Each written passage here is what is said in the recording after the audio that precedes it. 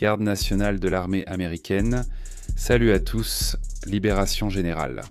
La vidéo d'aujourd'hui va parler de la Garde nationale de l'armée des États-Unis. La Garde nationale est la réserve de l'armée américaine. Elle relève du Bureau de la Garde nationale, qui regroupe la Garde nationale de l'armée et de l'air. Ils ont une Garde nationale de l'espace dans 7 États, c'est fou. Mais ici, nous allons juste parler de l'armée. Connaissez-vous la différence entre la Garde nationale et la réserve de l'armée ? Regardez cette vidéo pour le découvrir. Si vous voulez en savoir plus sur la Garde nationale de l'armée, ses opportunités, ses différences avec le service actif et la réserve, la rémunération et d'autres aspects. Installez-vous, détendez-vous et profitez de la vidéo.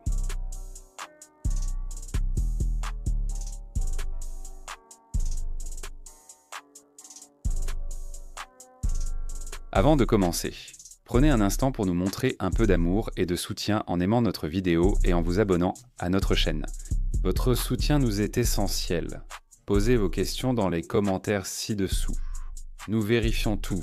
La Garde nationale de l'armée répond aux urgences nationales, aux missions de combat à l'étranger, aux efforts de lutte contre la drogue, aux missions de reconstruction et bien plus encore. Elle n'est pas une branche militaire à part entière, mais siège parmi les chefs d'état-major interarmés avec le bureau de la Garde nationale. La Garde nationale de l'armée regroupe des unités des 50 États de Washington, district de Columbia de Guam, des îles Vierges et de Porto Rico. Le total est de 54 organisations. Chaque gouverneur de ces États et territoires agit en tant que commandant en chef des membres de la Garde nationale stationnés sur leur territoire lorsqu'ils ne sont pas sous contrôle fédéral. C'est ce qui la différencie de la réserve. La Garde nationale a un rôle étatique et fédéral, alors que la réserve de l'armée dépend seulement du gouvernement fédéral. Si un ouragan, une catastrophe naturelle ou tout autre événement grave survient dans un État, c'est la Garde nationale qui interviendra, pas la réserve de l'armée. Alors qu'est-ce qui rend la Garde nationale si attrayante pour les gens ? Eh bien, il y a de fortes chances que vous travailliez à temps partiel pendant la majeure partie de votre contrat. La majorité des membres de la Garde nationale servent à temps partiel, ne travaillant qu'un week-end par mois et 2 semaines en été chaque année. Bien sûr, c'est le strict minimum et vous servirez sous le statut de service actif lorsque vous serez déployé ou que vous suivrez votre formation initiale. Vous pourrez travailler près de chez vous, à temps plein ou en parallèle de vos études, en plus de votre service. On peut être comptable la semaine et défoncer des portes le week-end. Il existe en fait des lois qui interdisent bientôt aux entreprises de vous licencier ou de vous sanctionner à cause de vos obligations dans la Garde nationale, donc ne vous inquiétez pas pour ça si vous envisagez de rejoindre. Quelles opportunités proposez-vous dans la Garde ? Puisque la Garde nationale fait partie de l'armée, presque tous les métiers ou spécialités, Military Occupational Specialty, auxquels vous pouvez penser et qui existent dans l'armée sont également accessibles aux membres de la Garde nationale. Il existe plus de 150 métiers à choisir. Vous pouvez être cuisinier, fantassin, médecin, avocat, pilote, et vous pouvez même rejoindre les forces spéciales et devenir béret vert. Gardez simplement à l'esprit que votre métier et votre unité peuvent influencer la fréquence à laquelle vous serez activé et déployé. Ainsi, certains membres de la Garde peuvent ne jamais être déployés. Vous pourriez passer beaucoup de temps loin de chez vous, voire rejoindre la Garde nationale pendant le lycée. Cela s'appelle l'option de formation fractionnée. Après avoir terminé votre année de première, vous pouvez vous engager et aller à la formation de base pendant l'été avant votre année de terminale. Et ensuite, vous partez terminer votre formation individuelle avancée, une fois que vous avez obtenu votre diplôme. Gardez simplement à l'esprit que vous devez avoir 17 ans pour faire cela. Comment se passe la formation et les exigences, les avantages ? La formation que vous recevrez pour rejoindre la Garde nationale sera essentiellement la même que celle que vous feriez si vous rejoigniez l'armée. Vous devez suivre la formation de base et terminer la formation avancée avant de rentrer et servir à temps partiel.